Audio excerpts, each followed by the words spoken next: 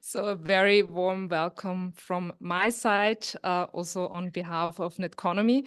We are really excited to have this event here, and not only here, but all over the place. It's really cool. And also we have an extremely interesting topic. So first of all, thanks, Matthias, that you're here sharing your experience and this great topic. And I very much assume that there will be an interesting discussion afterwards. And also thanks to the organizers of Agile International Graz. So thank you, Tim, for organizing and also, taking the opportunity to do that here. I'm very thrilled. And there was also Vanya involved, Jürgen, and Jelena, and Nico, who is also here. So thanks to the organizing team. I know you do that in your free time. That's very appreciated. A couple of words to Netconomy. So for those who don't know Netconomy, we are in the business of delivering great customer experience and digital solutions.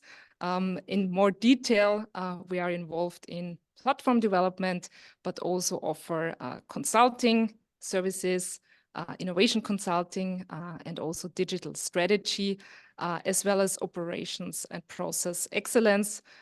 We also have some expertise in agile coaching and consulting. A few more words to our customers. As you see here, we have some really large customers in the area of e-commerce, like Lutz, Migros, Douglas, Red Bull, Virgin, and Humanic. So this is our experience we can build on when it comes to the digital platforms. I also need to talk about a serious topic. It's about our company and job opportunities. So whenever you feel interested, please reach out to me, to our HR. Maybe also Tim can give firsthand information how it is to work at Netconomy. Just a few words from my side. I joined 1.5 years ago. I think Netconomy is a pretty interesting place to work because we are here in Graz, a local company, but we work in a very international environment. We are active over 10 locations, basically in Europe, in the DACH region, but also Serbia. This is our second largest location in Belgrade. And we work in an agile way, in various ways. We try to have and enforce an open culture, and always try to question ourselves, our way of working, and to move on as our customers move on, as the economy moves on. And this is, I would say, in our DNA and one of our strengths. And here I would hand over to Matthias and his presentation. Thank you. So, thank you. Okay. I hope everyone can hear me. It is so nice that you are all here. This is I would say, very personal topic for me. Yeah, it is visible. That is good. Okay. And welcome to Short Time Agile Coaching with Long-Term Effect. But before we start, I would like to tell a story, because 2 years ago, I was standing at the street, and it was the street where I was standing the year before that and before that. And the street had only 3 paths to go. The first path leads to burnout. The second path leads to layoffs. And the last one, you are getting fired. Okay? And this talk today will be about this street. And also I will give you at the end a model and also some links and tools to go with. Okay, let's go over the agenda. First of all, I would like to start where I'm coming from. I'm coming from a place about constructivism and system theory coaching, and how agility and system theory combines together, how they work together. And after that, I would like to introduce some rules with short-time agile coaching with long-term effect, and also define a little bit what is a tough problem. So, and after that, of course, we're going for some examples of short-time agile coaching. And I brought with me 3. The first one is about the team setup. The second one is about a cross-border customer stakeholder something where I would say that is very common that you will sometime discover. And last but not least, some example about what is when everything is stuck. So, and at the end, I will finish off with a model, the effects that came with that. And also, if you want to start with that, I give you some hints how to do that. So let's talk a little bit about me. I am an agile coach at DCCS currently. I like, okay, sure. So that works, okay, good. I like to investigate tough problems. That is something I always like to do. If there's something that I cannot figure out, that is something, if someone tells me there's a problem you cannot solve or not understand, that is then you got me, okay? I would call myself a short-term coaching agilist. And if you want, you can click on the links and add me on LinkedIn. And also there's the DCCS homepage if you want to visit that. So, and radical constructivism. This is the place where I start nearly everything I do.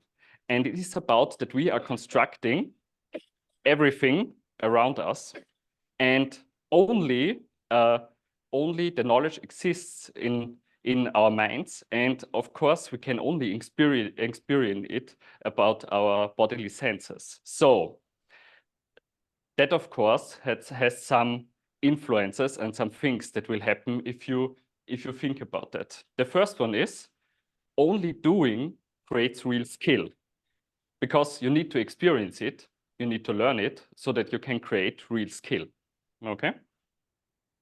The next one is we are constantly, because of that, reducing complexity around us. I give you an example. If you're going to a street and the car is coming, you're focusing on the car, and with that, we are reducing complexity around you. And you're doing this all the time. We are doing this right now because I'm a speaker here and I'm reduced the complexity so that everyone can function well in this environment. And we are doing this with the teams as well. But that has, of course, a disadvantage, because if we reduce the complexity, we, of course, leave out a lot of stuff that is on the left and right corner. So, and the last thing is, what we often do is, Daniel Kahneman tells this, what you see is all there is. What does that mean is that if I tell you a story, you will shortly start to think, okay, this is all what is there. If I tell you a team is very ineffective and inefficient, and they have a daily, and the daily takes 1 hour every day, you're instantly thinking, no, that's not correct. We need to fix it, maybe 15 minutes is the right one. Okay, so let's continue.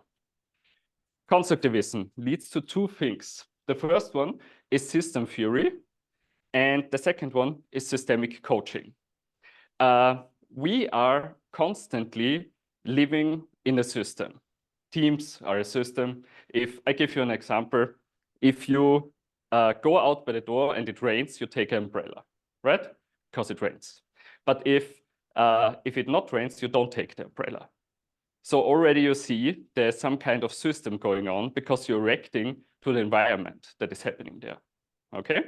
Sometimes it is raining, but you take the car, so you also don't take the umbrella. So it's already getting very complex. And with that, I go to the second point.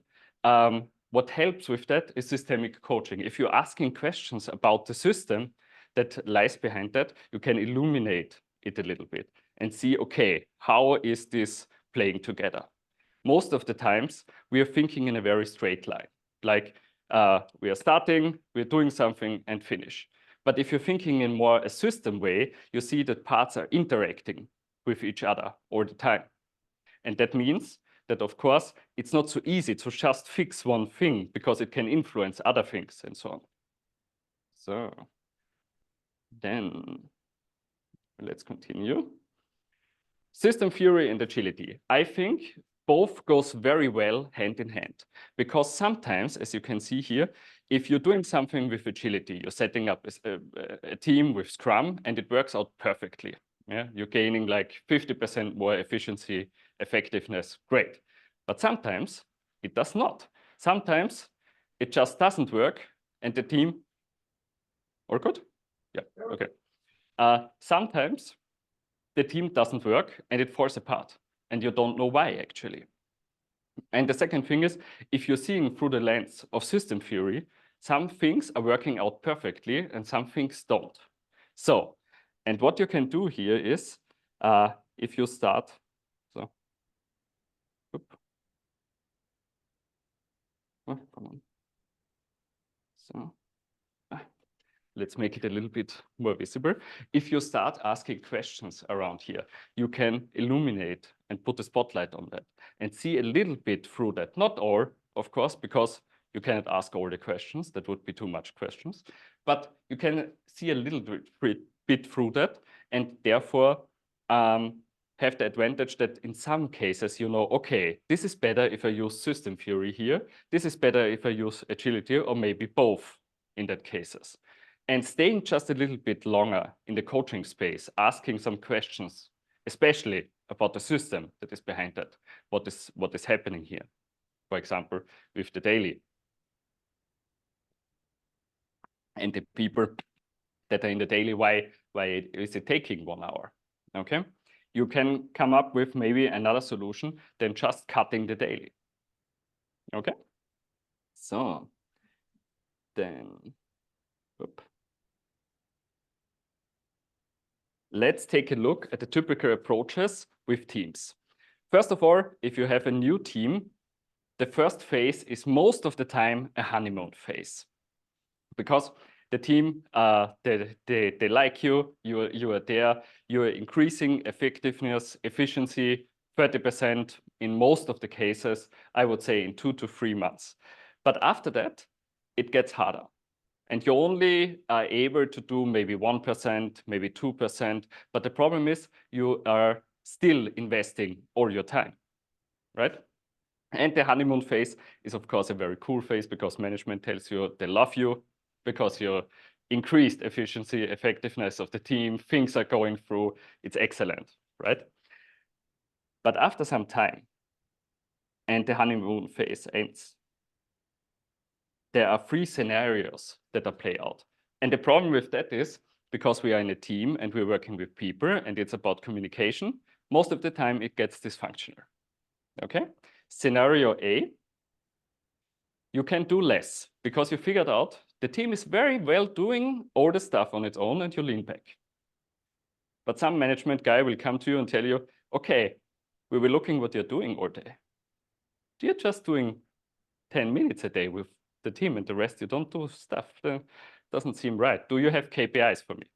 What you're doing? Okay. The problem with that is not a very good look. And of course, you can do another thing. You can do, of course, more. And you could go in and invest all your time, microcontrolling the team, correcting every move in the team. Of course, management will not tell you that this is a bad thing because you're investing all your time, so that is good, okay? But there is this feeling that something is not really right. And also, this way leads you into burnout because you have to do all this stuff. And if you're not there, that is a problem. So let's continue. We have one more. This is, some people really like to bring change and they do it really well. And the first time it works perfectly, but after a month, they're thinking, okay, I have read something new. I will implement this as well. And they come in, do the same thing, change all over again, month after month. And that is, of course, a problem because a system doesn't like so much change all the time. And that brings you, in a way, very near to getting fired, but because at some point people will tell you, okay, either I go or here we go. So then I'm someone who reads a lot of books. I would say every 2 weeks, I read one book. And one of those books was this one here, Brief Coaching for Lasting Solutions. And this is coming out of something where coaching was really taking a long time. And this sounds already very familiar, what we are doing with the teams. It takes a long time, right? And they were thinking, coaching doesn't need to be long or complicated. How about we make it very solution focused, okay? And one session, solution, problem, fixed, they go, and it's done, okay? And they did that, and they were very successful with that. And I was thinking, why not do this with our current approach? So Agile coaching, Scrum Mastery doesn't have to be long or complicated, makes sense. But of course, the question is, how would that look like, right? So, and I was thinking I'm someone who really likes some rules, okay? The first rule is, I was thinking there needs to be some kind of initial meeting, some phone call, I don't know, some Teams meeting, something that takes 15 to 30 minutes. And you just listen if that is something that you can coach, right? What makes sense. And I have to stress here, you need to reject toxic orders, okay? Because many people will think, hey, there's a team not doing so well. Let's just give the team someone and tell them that the agile mindset, they need to be changed there, right? Okay. So, and you need to reject that. That will happen a lot of time. So the second one is the goal of short-term coaching is, of course, to reach a conclusion in 2 sessions, and 1 session is 1 hour. Okay, so it's very short, very, very short. And you're trying to maximize the value in a short amount of time. And of course, we are focusing not on a short time solution. We're not going here and doing something very small and then go away. No, we are trying to do something that is a long-term solution for the teams and also help them so that they can use their own resource. And of course, basic principle, this is about system theory. The work is about that people are not the problem in themselves, but that the problem is part of the system there. And the last one, prerequisites, problem recognition, most of the time pretty fine, because if people coming to you and tell you, I have a problem, you know, okay, they recognize the problem, that is good. So the first one is most of the time check. And the second was willingness to change. That is actually pretty hard, because if you're starting in the first meeting, you're asking some questions, for example, a miracle question, or you ask some question about, okay, how much energy would you like to invest to solve the problem? 1 is, no, I don't use anything. 5 is, yeah, I will do all my time, I will invest all my time. And the answer you 2, not so good.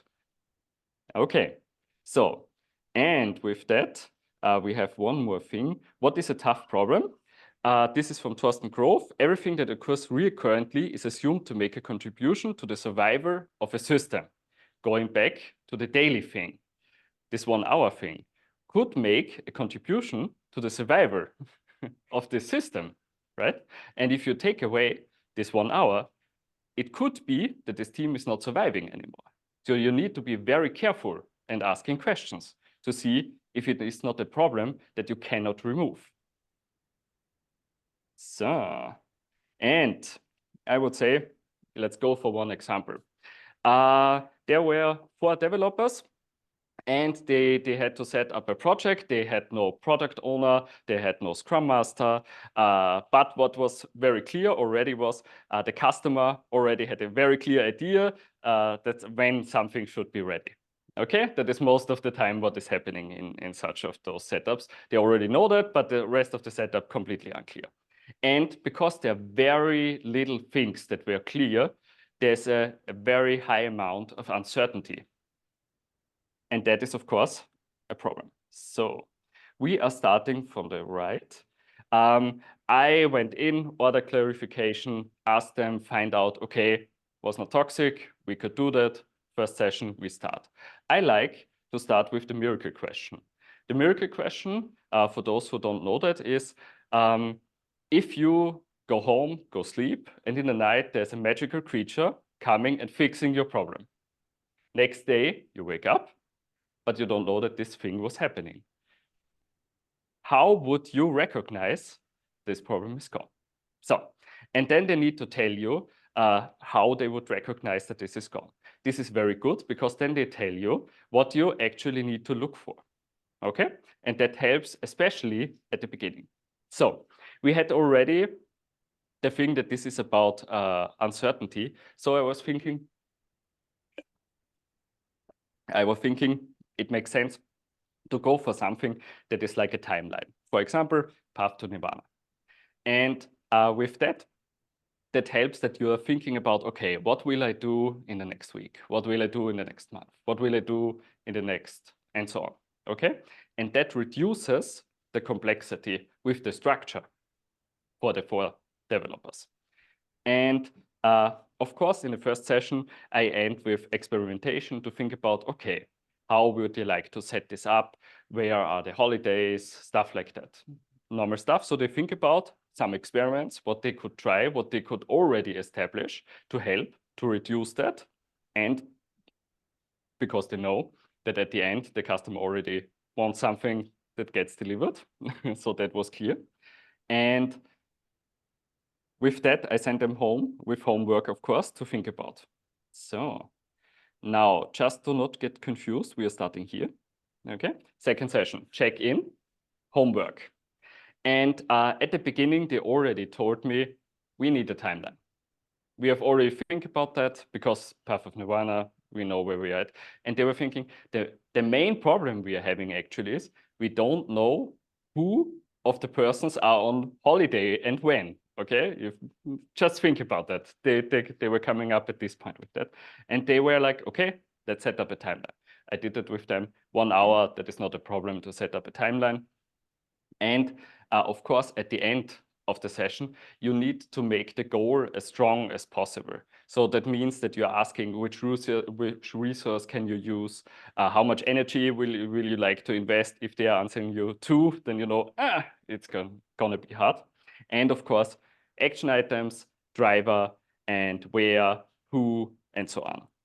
Just to mention as an information, a very important task of a leadership role is to reduce uncertainty. Very, very bad things are happening if you're not reducing the uncertainty and the team cannot decide anymore what they need to do.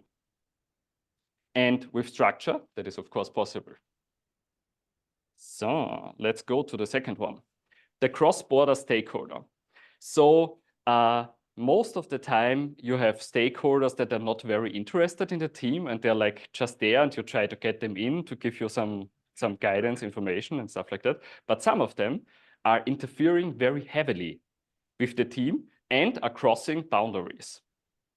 And of course, if you are crossing boundaries in a very bad way, I give you an example. If I as a stakeholder say, I have 5 developers there. This one I don't like, he needs to go. That is bad, okay?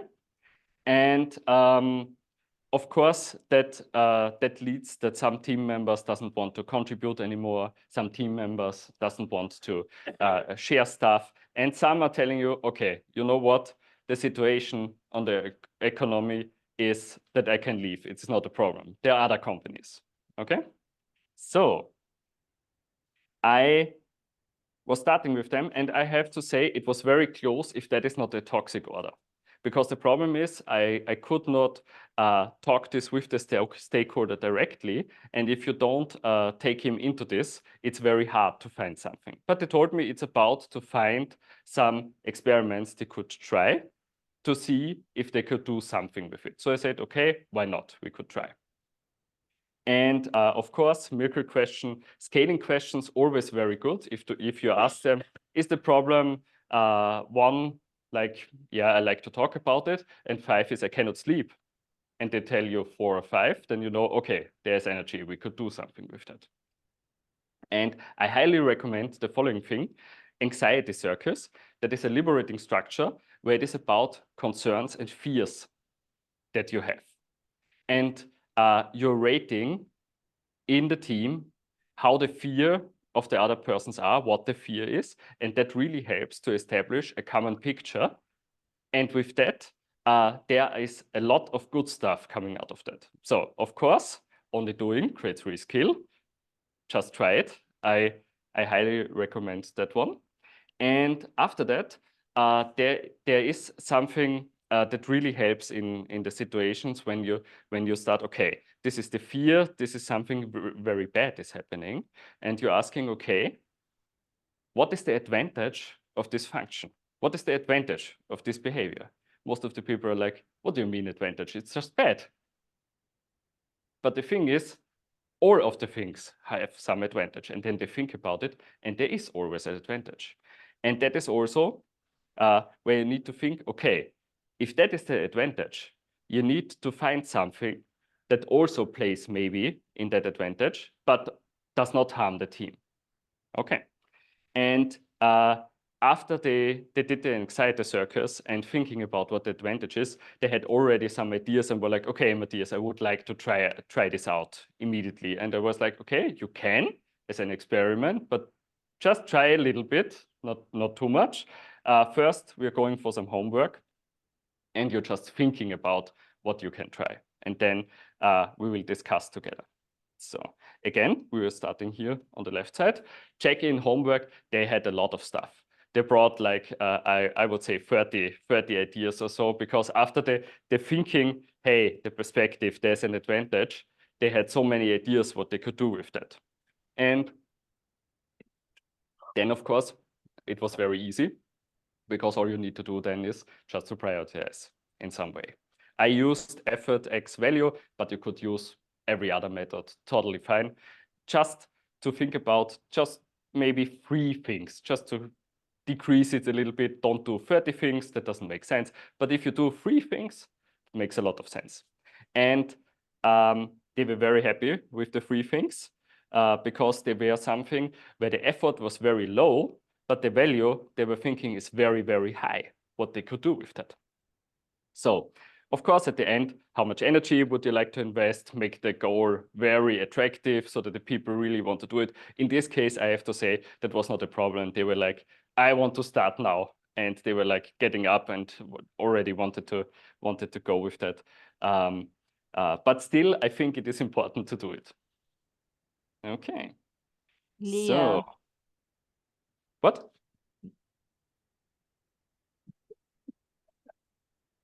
Okay. Not for me, I think. Everything is stuck. This was a really, really hard case. A group has been given money, time, and very talented people to deal with development challenges in the company and implement of technological decisions. So, and the project has been a standstill for a year. Just imagine that a little bit. You have a group of people there for a year. They have a lot of money. They have very talented people, and the outcome is 0. That is a problem. At least some of the management guys will tell you that something is wrong here. Okay, so if stuff is really there for a very long time, if something is there, like a problem that is there for 10 years, that you can fix it in 2 sessions, it's really hard. just to tell you, right? But we will try. I did the order clarification. That was fine in this case. Miracle question, how they would spot that, of course. And because this was more an initiative type thing going on, I went in with purpose to practice also a very nice liberating structure, gets everyone in there and helps. So of course, I went with the route, what is the advantage of the function? So I asked them, what is the advantage that the people are sitting around having some very techy guy discussing all day and nothing comes out? What is the advantage? They were like, are you crazy? There's no advantage. Why are they doing this? We gave them everything. We gave them money. We gave them time. We gave them everything. Why are they not doing? And then they had some realization, because the problem was they are themselves were not very focused and putting in a lot of stuff. And with that realization, they were like, oh, that's why. And of course, I gave them some homework. So some information as a background. The leading loop to ensure survival. In a team, there should be something that always runs in those 3 steps. First, they need to check some stuff, then they need to decide some stuff, and then they need to implement stuff. And if for some reason this loop is not running, then there is a very, very big problem in the team.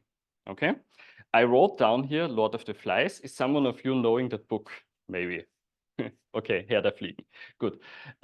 If in a team 3 people are for something, 3 people are against something, and there's not a leadership role or some function that decides what they need to do then, for example, they need to quit someone in the team, and nobody is there helping them to do that, and they cannot decide it themselves, then they will massacre each other till only the people are there that are for something or against something, and then they can move on.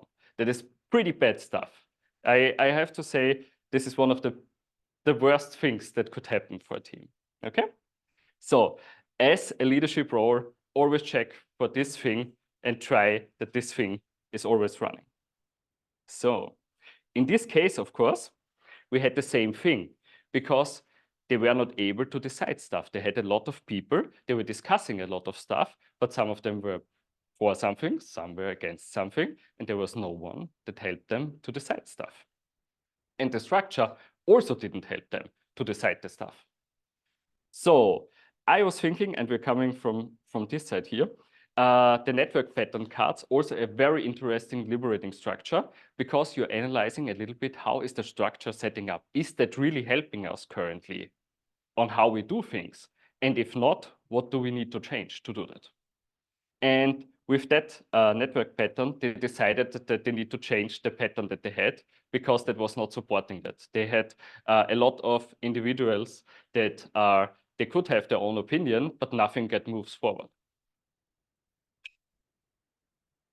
So, and we went into the direction what would help us achieve the purpose. So then we are starting here.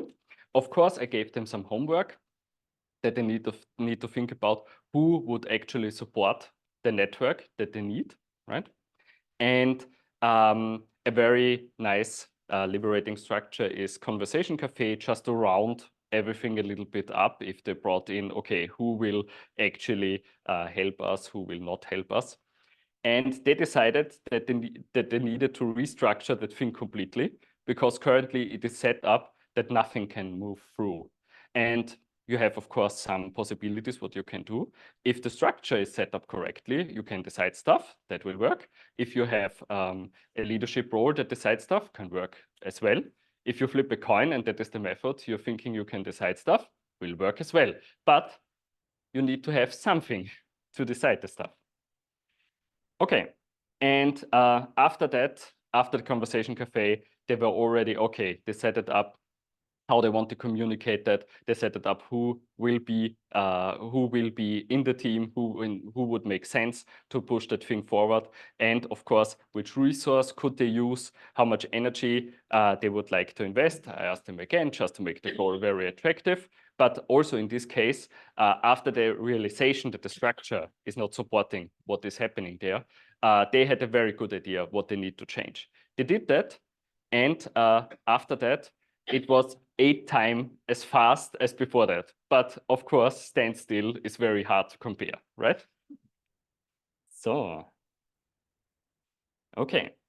And I promised to give you some models. So what I use here is actually a combination, so now you can see everything, a combination of systemic questions, liberating structures, and agility.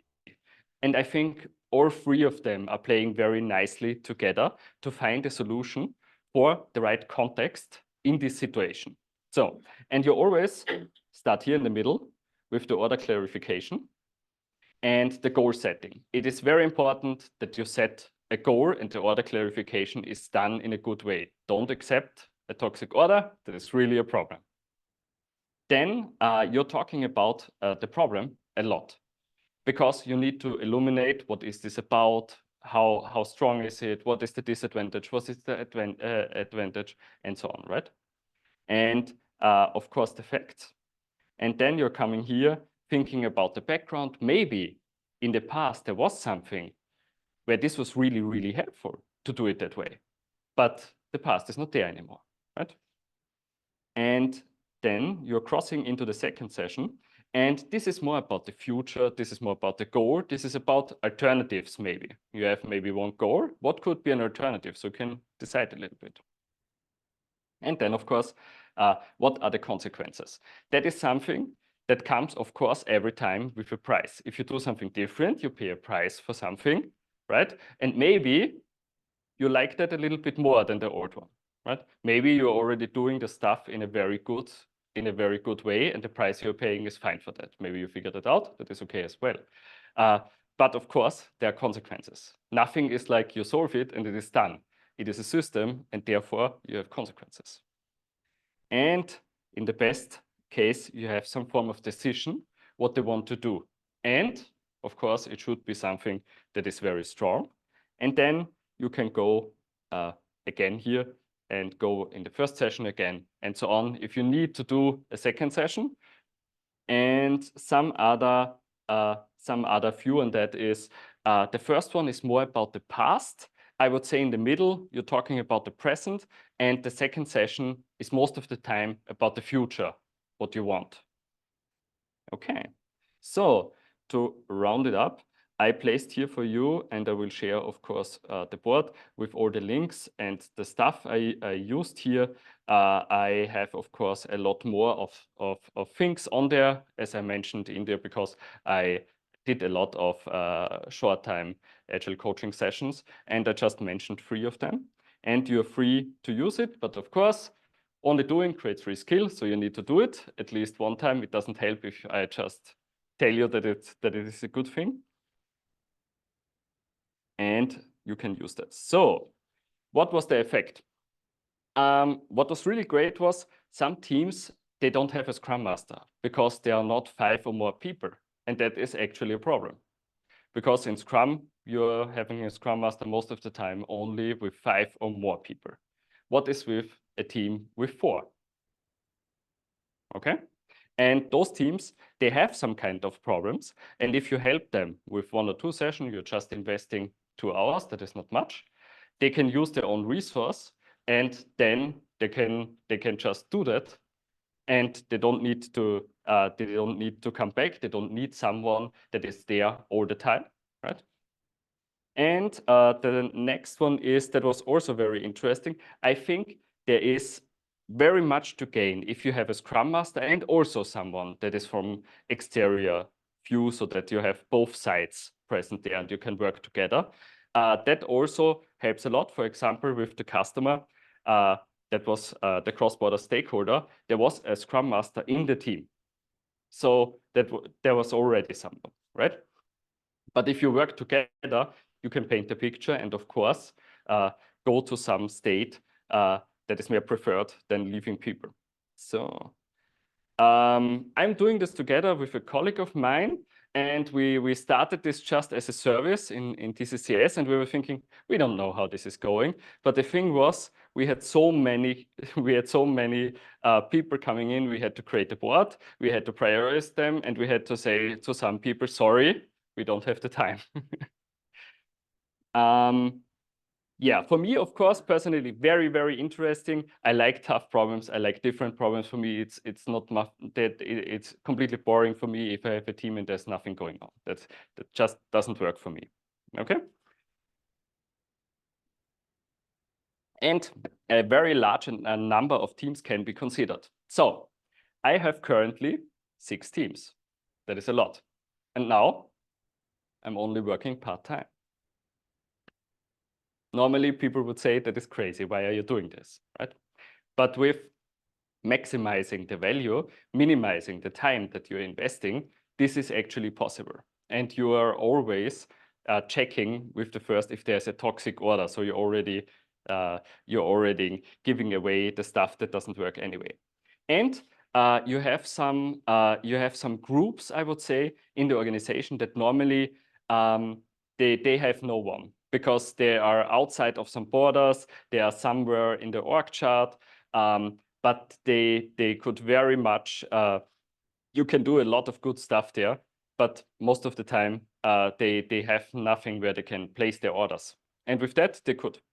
And of course, at the end, a lot of money was generated in the process because you're serving people that normally doesn't get served. So that helps a lot. And as mentioned in the beginning, the first contacts are helping the most. Like you're getting 30%, 40% in the first couple of interactions. That is where I say where the money is. So good. Where to start? So if you have a senior Scrum Master, I would say you're doing the following. You assign him to 4 to 5 teams. Then the following thing will happen. Either the Scrum Master will turn crazy, or he will step back and start coaching, because that is the only thing that you can do in this case anymore.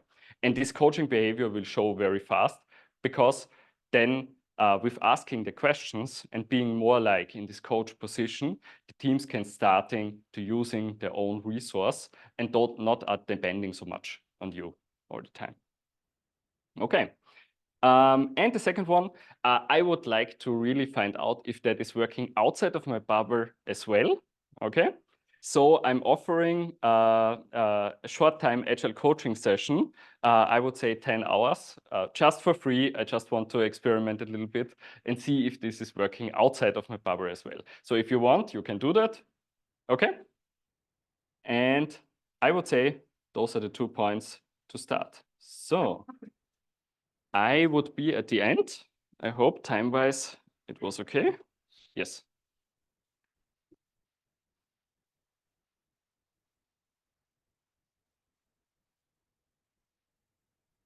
Okay, so thank you, Matthias. It was a really nice presentation. And we also appreciate that you share your content with us. So it will be shared afterwards. We sent you a message via Meetup, and you will receive the content. And now we'll hand over to Nico, who will do the Q&A session. You will still need the mic. Yes, thank you. So, and I hope you can all hear me all right, and you should all see our questions. Yes. All right, then first off, thanks again to everyone who already put their questions. You still see the QR code on the screen, or you can just put the AIG into Slido.com if you haven't yet joined and still want to add your questions.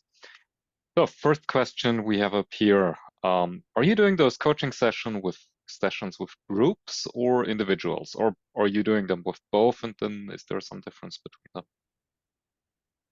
So this was generally aimed on groups, but I'm doing also individual coaching session, but another thing, okay?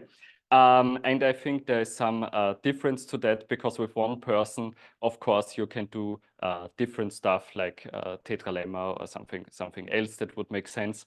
But this was really aimed towards teams. And I would say there will be, of course, a limit. If you have, I don't know, 30 people, then it will be hard, I would assume. Right, thanks. In the second example, you mentioned that there were 3 experiments that the team agreed to try. Could you tell us what they were? I sadly have to say I cannot tell them. Right. The next, can you tell us a bit more about liberating structures in general? You mentioned them a few times. Yes. But Yes. in general, how do you actually choose them? Yes. So I am someone who likes to try out, of course, a lot of stuff. And liberating structure does something what most of the workshop formats does not. They are helping that everyone can be has some voice and can raise them evenly, and therefore you get a very good round picture with everyone. So they are aimed in a very short amount of time to include everyone. And more to that, I would say just try it out. 1, 2, 4, or is a very good way to start if you want just to try out a simple one. And yes, if you're leaning more to experimenting, try anxiety circles. If you have something where people have a concern or fear, that works very well. And purpose to practice is generally a very good thing if you want to start an initiative. Right. Cool. Then you mentioned toxic orders quite a few times. How do you define that for yourself? Which are cases that could go Yes. either way, or maybe that you just didn't take? Yes. So it needs to be something that can be solved inside that group. That is very important. If it is something that is outside that you cannot influence, that will not help. Also, I would say we are working with people, not on people. That is very important. We don't change their minds or to do something like that. We're working with them. That is people work. And if you encounter something like this, this is very hard. I would not accept it. Right. Then you offered that people can book you for 10 hours when you Yes. actually told us you only need 2. Why would we book you for 10 hours? So that more people can try. So you're getting 2, and then we see. All right. Maybe so you're one offering, is enough. Maybe one is enough. All right. So you're offering 10 hours of your time in I'm total, offering, and yes. it's whoever comes first. Yes, All whoever right. comes first. Cool. So then a fitting one to that in terms of the time that you're spending. How much time do you actually spend in between those problem sessions and the solution sessions? I have to say not much. At my point currently, for me, creating a workshop is a very easy thing to do. I have a lot of templates. I have a lot of stuff created already. I need more to have, I would say, half an hour or maybe an hour just to think about the problem and what would make sense to use in this situation. And if I have enough information to make that clear. That is important for the first 15 to 30 minutes. Right, great. Then there's one. Can you give us a real example, not the abstract stories, but what really happened in the team?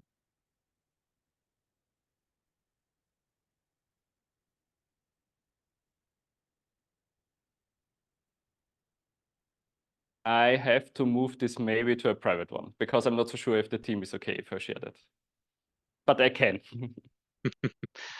Right, that's fair. So whoever wanted to know, book Matthias for an hour of coaching and then ask him all of these things. To be fair here, it is very important that people are feeling safe.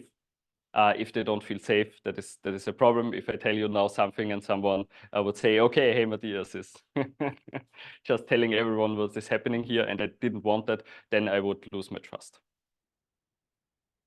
Right. A lot of sense.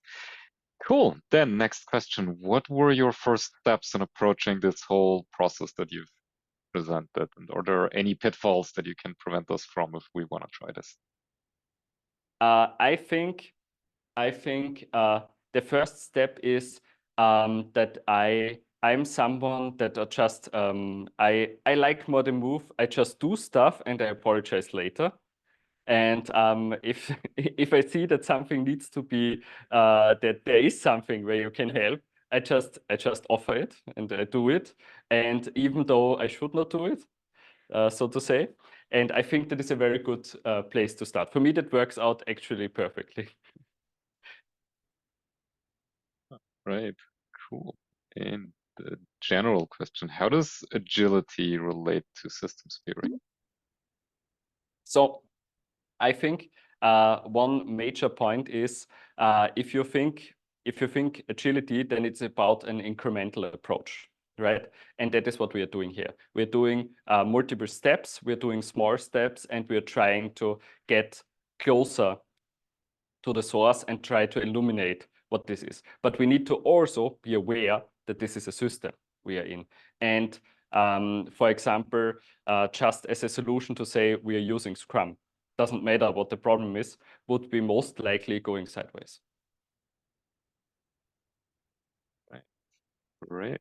Then one more process question. Are you doing a check-in after some time to find out if your sessions actually solve the problems in a lasting way? Yes and no. if I have the feeling that this is already on a very good way, I don't do anything anymore, because I think people they will come to you again if they recognize that there is something, and normally that plays out. Sometimes, also depending on gut feeling, if I have a very bad feeling, I ask and check in with them. Great.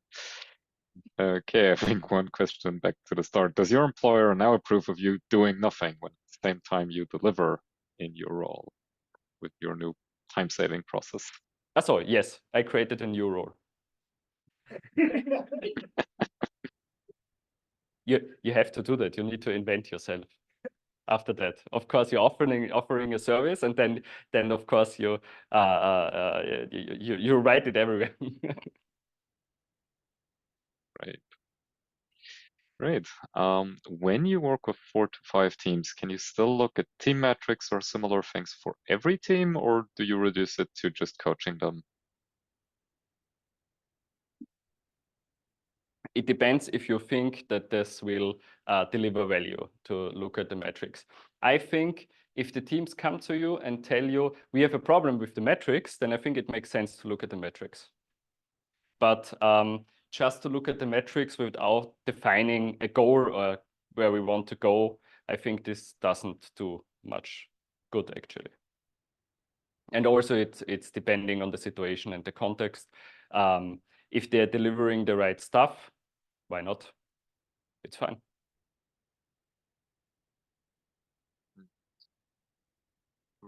We hit that question.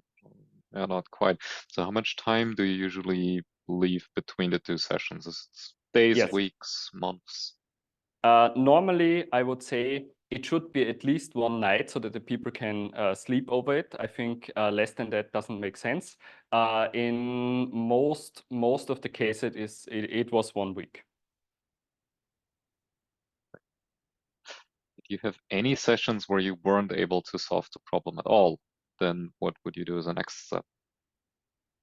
I have to say currently not, but I have a case currently where I'm not so sure. I have to say. But it's a very tough nut. But let's see. It's the first session. Once you figure out what the next steps is, you will tell us in the next meetup, right? Yes, sure. Cool. So I think that one relates a bit to your mention of toxic orders. Why not deal with toxicity? Some way it will need to be handled. The question is, if you're accepting something that is already bad, how would you turn that? I don't know. Whoever wrote that, maybe we can have a discussion around that. But I think you need to be you need to really think about what order you want to accept. For example, if you have a team that doesn't want to have a Scrum Master, and you should start there as a Scrum Master, what can you do there, right? I mean, they will tell you that you should leave. And the question is, why do you accept that? Right. So I guess the next question isn't actually for you, but for us as meetup organizers. Is there a meetup in Innsbruck as well? I'm going to answer that no, there is not. But if you're interested, then reach out to me, please. And I guess we can find a place to live stream the next one. And next actual question for Matthias. But I think you told us already how much time you spend on an order in total. You spend more than just the sessions.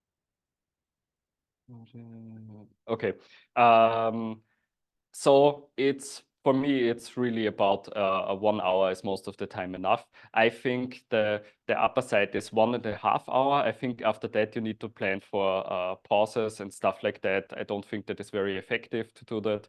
I think with 1 hour, you already had enough time to dig to the problem, right? And think about it a little bit, and that makes sense. I think 1 hour is good. Is it more in terms of your overhead, like My overhead and stuff like that, like with?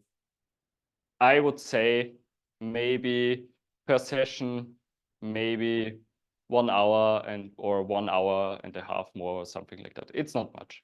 It's not much. But keep in mind, I'm doing that a long time. I have a lot of templates, and maybe it will take longer if you're starting. But you do spend some time preparing, you're not going in blind. Yes, of course, I prepare. Yes. There's a question from the audience. Please repeat it so that everyone can hear it. Ah, okay. But it was that question, right? It was really, I feel like we roughly got the part from the Okay. audience. What was it okay, Nico? It was quite okay, I would say. Okay. As we had context. All right. Cool. So more and more questions coming in. Let's see. What do you do if the initial problem turns out to just be a surface problem? There's actually a deeper thing that you didn't see from the start. That is the normal case, I would say. Most of the time, they're coming to you with a problem where you think, why can't this? Well, how is that a problem? And then you dig into that, and then you figure out that there is a lot of stuff going on behind that. Why this behavior is, because it's part of the survival of the system. That you then probably already choose for the first session some format that allows you to really dig into the problem, right? See what the root cause is. Yeah, so so we had the initial phone call that is already done, right? And then I have some kind of ideas what the direction could be. Most of the time, I have prepared 1, 2, maybe 3 different sets depending on the situation. And with that, it's most of the time it's fine. Sometimes just having sitting there and asking the right question is more than enough. Great. Changing. All right. Often teams are not aware of the problem and the identification comes from the outside. How do you handle contracting with the team then when you kind of come in from the outside to fix their problem? Yeah, I like the question.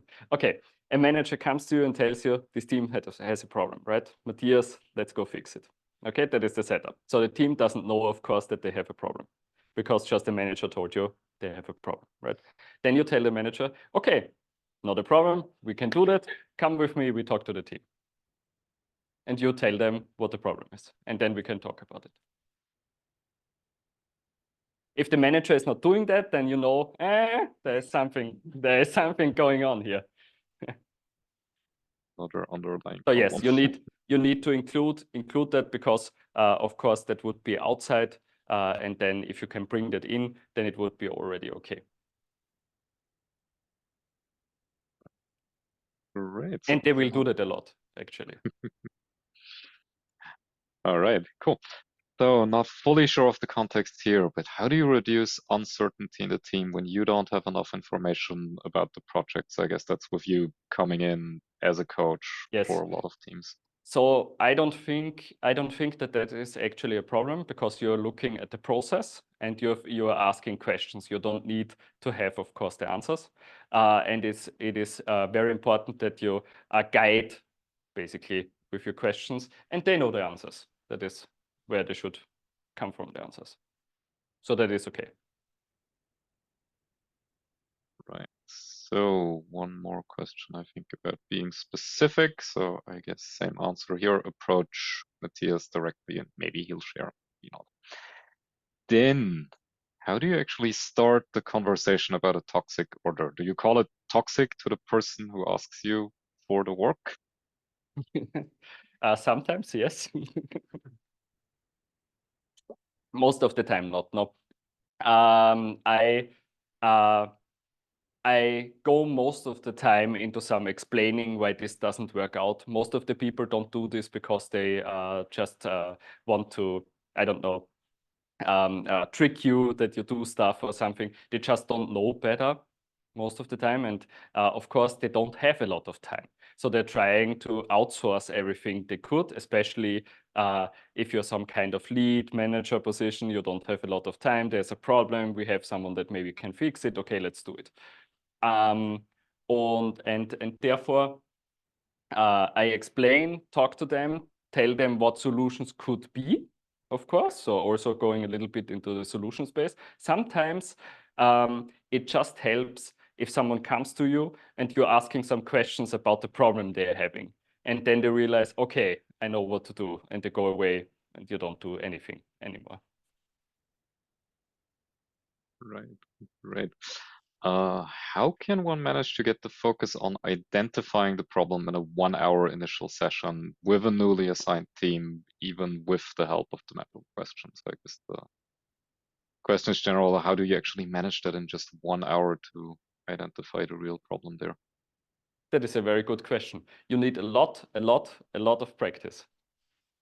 Then you can do that. I think the only way of doing this, if you're doing that hundreds, thousand times, and then you have a very good feeling already where stuff is lying. So if someone would to start trying your model out at their work, would you suggest that they use more time or that maybe they add a third session? No, I would just use exactly the time that I propose. So if you go wrong, you try again later. Yes, I think that should be something where the goal is you're trying to minimize the time here. Okay, and if you're going in and say, okay, Matthias told me 1 hour, I will take 2 days, then you're already having a problem with that. So I would try 1 hour, and if you fail, you only lost 1 hour. That is it. There's nothing more you lost. Right. Cool. Do you have these coaching sessions also online? What would you highlight here as the most important factors or setting for doing these sessions? Yeah, so I would say if you, of course, if you have everyone in a room, that is a very, very good setting because you can read the people, you can see how they are reacting and so on. So that is, of course, preferred, but we are living in a world where this is most of the time not the norm. And I think this is actually okay if you're doing it online, but you need to use multiple tools like Teams, concept board, and you need to do some stuff around it, just that you get the social aspect of it. Also, it will be, of course, a little bit harder because if someone turns off the camera and then just ignores you all the time, then it will be very hard. But of course, you figured it out. I think that if a team comes to you and tells you we have a problem, they're already very open that you can help them. And I think that is often the problem with the teams that we are having. We don't have this setting where the teams is actually opening that you can help them, right?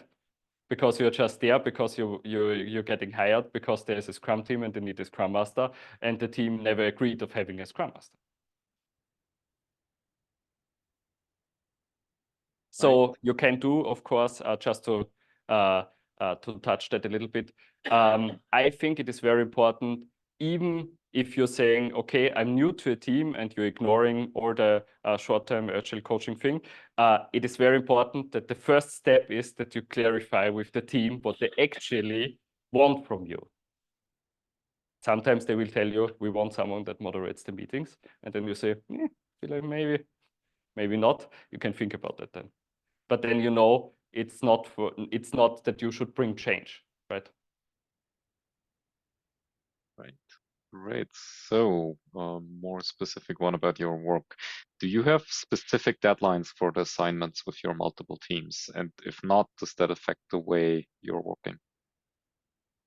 I would not say deadlines. I think it's more like there's an order and I work on that, and after that it is done, then you can have the next order and so on. There is not a deadline in that way. Most of the problems, they're actually there for a long time. So it's not, you can wait 1 more week, it's not a problem because it is bad anyway. So I think that is fine in most of the cases. Great. At the end of the first session, is it you who formalizes the problem, or is it up to the team to do that? Really The team, of define course. it. The team. Right. Of course. What if I will just, of course, challenge how they formalize their goal or how they formalize their problem a little bit with questions. And I would say every second case, they change the goal or change the problem statement that they have because with thinking about that, you are starting to change it. Right. Last question before we go to the suggestion. In your company internally, do you advertise your services, or are your successes with teams just doing that and teams approach you? I would say at the point now it's word of mouth already. I advertised it once. That was it. But I think if I would do it again, then I have too many orders I can't handle currently anyway. So if that happens, I would maybe send out another post. Let's see. All right, great. Then I would say for the last 2 points that people were kind enough to share. First, many thanks for all of the answers, Matthias. Many thanks also for everyone who asked the really inspiring and interesting questions. And I would say, yes, we can have drinks now. And I hope remote we already had, because I told people early. So.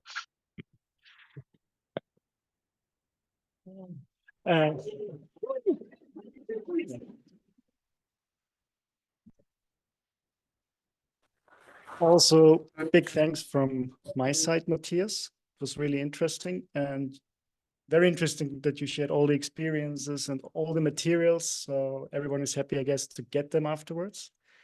Thanks everyone also for showing up at any location and also remotely. We are just creating the space. Without you showing up, it would not be any fun for us. So thank you too. And yeah, we are having our next meetup in May. So check us out on LinkedIn or on Meetup. There you will find further information. We keep you posted. And apart from that, I can just, wish you a happy evening. Enjoy the drinks, enjoy the pizza, enjoy the snacks. And just before I end it, Graz participants, please stay for 1 more minute. I have to make an announcement then. But yeah, have a great evening, everyone, and see you at the next meetup.